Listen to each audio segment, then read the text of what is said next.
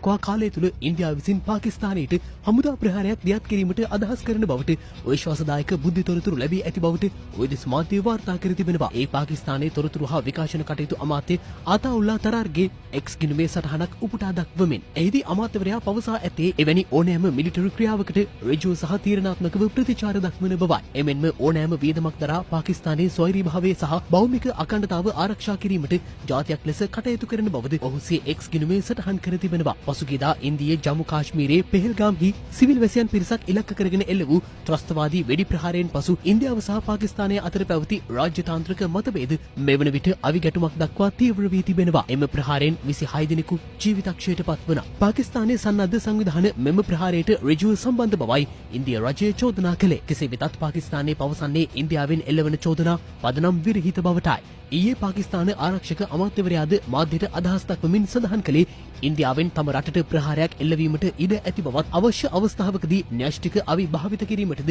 සිය රජය සූදානම් බවයි. මේ අතර ඉන්දියා අග්‍රාමාත්‍ය නරේන්ද්‍ර මෝදි එරට ආරක්ෂක අංශ ප්‍රධානීන් සමග ඊයේ සාකච්ඡාවක නිරත වුණා.